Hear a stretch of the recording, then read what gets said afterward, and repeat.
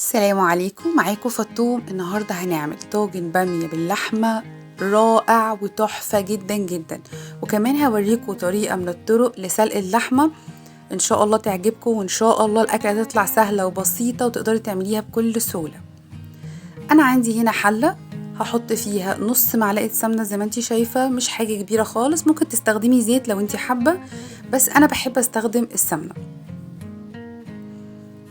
هتبدأ بس كده تدوب، هبدأ احط عليها حبيتين من المستكة، وعندي كمان حبهان، وعندي ورق لوري. الاول احط المستكة بتدوب كده مع السمنة، بتدي طعم حلو جدا وريحة حلوة قوي زي ما انتوا شايفين كده. بقلبها لحد بس ما احس ان هي دابت شوية.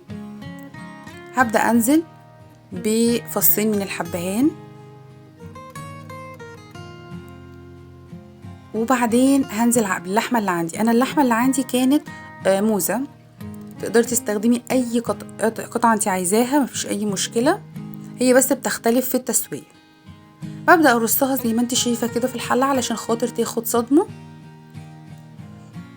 زي ما انتوا شايفين كده، وبحط عليها ورقتين من اللوري، وهبدأ ان انا اقلبها على الوش التاني عشان اديها نفس الصدمة اللي اخدتها، علشان لونها يبقى كله زي بعضه زي ما انتوا هتشوفوا دلوقتي.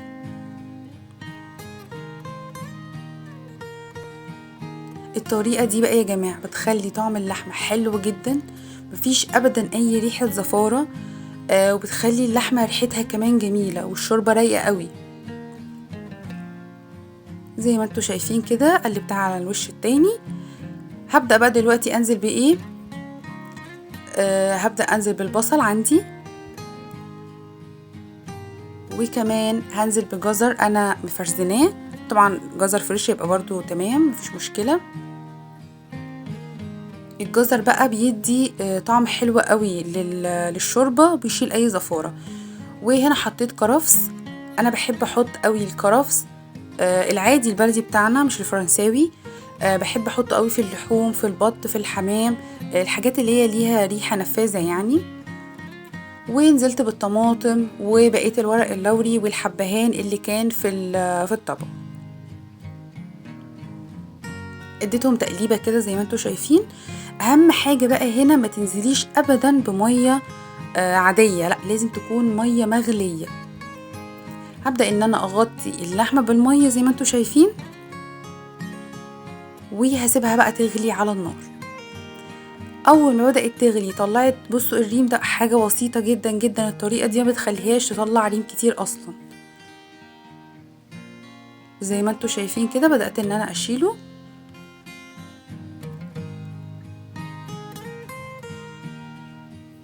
هبدأ بقى ان انا احط الملح بتاعي بعد ما بدأت تغلي، دخلت تقريبا في نص ساعة، حطيت الملح والفلفل.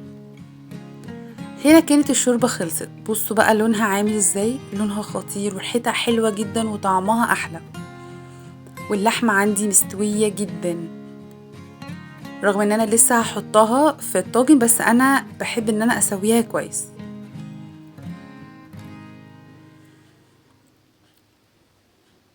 دلوقتي بقى في حلة تانية هبدأ احط معلقة كبيرة كده من اللية. انا عندي بعمل اللية زي ما انتوا شفتوا لية كريمي كده بتبقى شبه السمنة، وفي لية تانية برضو ببقى عاملاها بتبقى فيها قطع زي كده بالظبط، دي بستخدمها في حاجات ودي بستخدمها في حاجات. وبعدين انا عندي بصلاية متقطعة، بصلاية متوسطة، هبدأ ان انا اديها تشويحة كده مع اللية. طبعا حابة تستخدمي سمنة بدل اللية مفيش مشكلة خالص، بس البامية مع اللية يا جماعة طعمها فظيع. وحطيت كمان فصين من الثوم، وبدأت اقلب بقى كل الحاجات الحلوة دي مع بعض لحد لما البصل عندي تدبل شوية. بعدين هنزل بمعلقتين من صلصة الطماطم، هأديها تقليبة كده مع البصل والثوم. وبعدين هنزل بعصير طماطم فريش، انا بس بحب اخليها ليها طعم شوية وتكون الصلصة بتاعتها تقيلة وحلوة زي ما انتوا شايفين كده.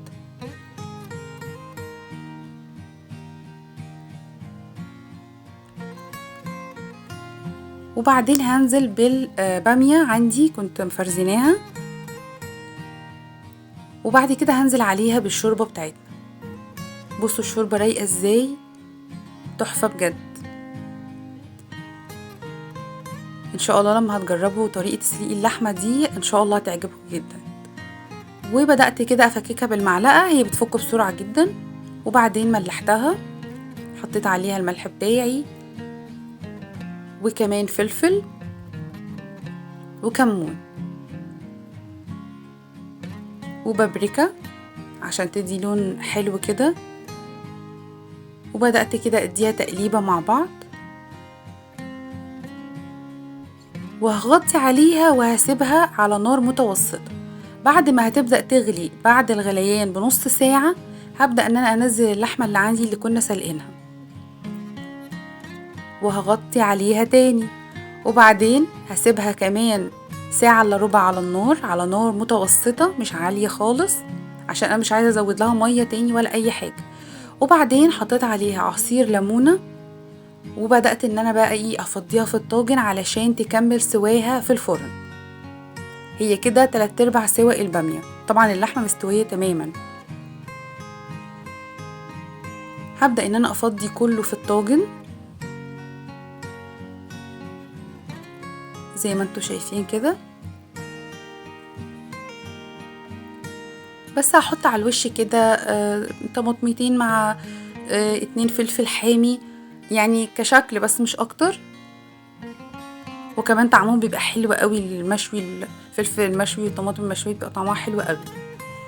وهغطيهم بفويل، وبعدين هدخلهم الفرن درجة حرارة 180، يعني مش درجة عالية خالص، او 160 اللي متاح عندك في الفرن، لنص ساعة. وبعدين بطلعه من الفرن.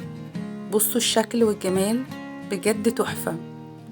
بس اخر 5 دقايق بتشيل الفويل عشان بس ياخد الشكل ده من فوق.